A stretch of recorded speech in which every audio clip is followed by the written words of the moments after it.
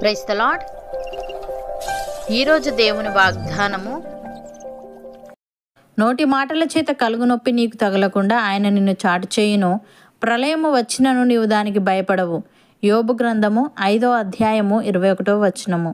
సహోదరి సహోదరులారా, ఈ వచనం దేవుడు తనను విశ్వసించే వారిని ప్రతి రకమైన హాని నుండి రక్షిస్తాడని చెప్తుంది.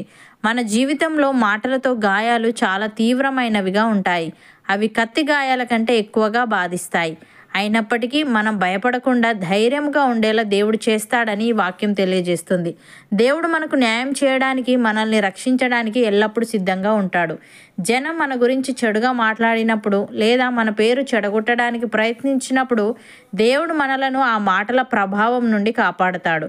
ఎంతమంది మనల్ని విమర్శించినా, ఎన్ని తప్పుడు మాటలు మాట్లాడినా దేవుని దృష్టిలో మన విలువ ఎప్పుడూ తగ్గదు.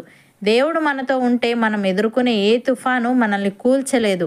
ఎందుకంటే ఆయన రక్షణ మన చుట్టూ ఉంటుంది. దానియేలు మీద ప్రజలు అబద్ధపు ఆరోపణలు చేశారు. వారు రాజును మోసం చేసి అతన్ని సింహాల గుహలో వేయించారు. కానీ దేవుడు సింహాల నోర్లు మూసి దానియేలు ప్రాణాన్ని కాపాడాడు. అలాగే యోసేపును పోతిఫర్ భార్య అబద్ధపు ఆరోపణతో నిందించింది.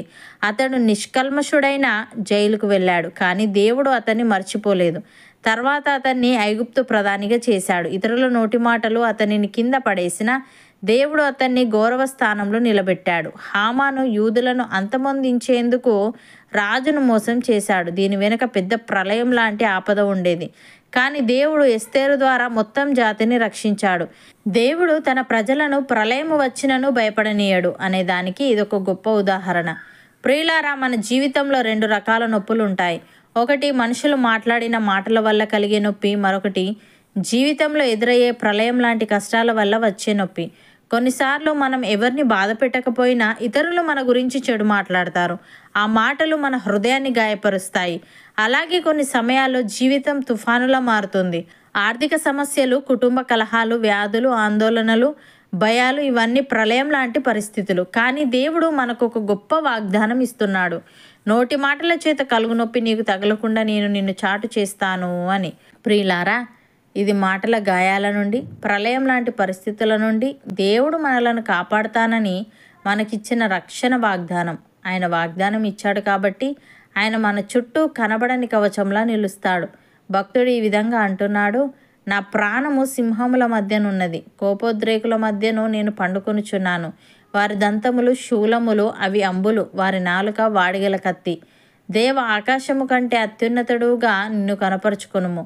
నీ ప్రభావము సర్వభూమి మీద కనబడనిమ్ము. నా అడుగులను చిక్కించుకొనుటకై వారు వలయొడ్డిరి. నా ప్రాణము కృంగి ఉన్నది. నా ఎదుట గుంట త్రవ్వి దానిలో తామే పడిరి. నా హృదయం నిబ్బరముగానున్నది. దేవా, నా హృదయము నిబ్బరముగానున్నది. నేను పాడుచూ స్తుతిగానము చేసేదను అని. సహోదరి సహోదరులారా, మహోన్నతుని చాటున నివసించువాడే సర్వశక్తుని నీడను విశ్రమించువాడు. ఆయన మనకు ఆశ్రయము, మన కోట, మనము నమ్ముకొను మన దేవుడని మనం యెహోవాను గూర్చి చెప్పుచున్నాము. వేటగాని ఊరిలో నుండి ఆయన మనలను విడిపించును.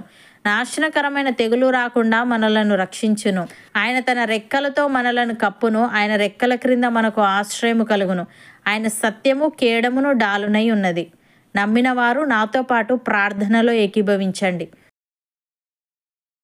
పరిశుద్ధుడా, ప్రేమగల తండ్రి, నోటి మాటల చేత కలుగు నొప్పి మాకు తగలకుండా నీవు మమ్మను చాటు చేయుదువని, ప్రళయము వచ్చినను మేము దానికి భయపడమని, ఇది మాటల గాయాల నుండి, ప్రళయం లాంటి పరిస్థితుల నుండి నీవు మమ్మలను కాపాడుతావనేది మాకిచ్చిన రక్షణ వాగ్దానం అని తెలియజేశావు. తండ్రి, నీకు స్తుతులు.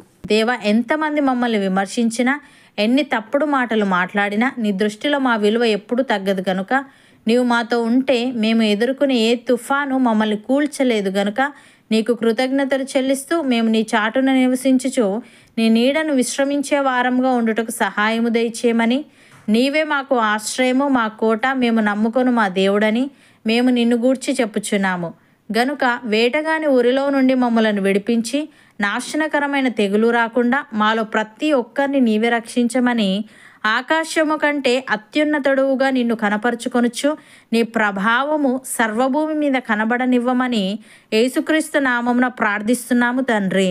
ఆమెన్.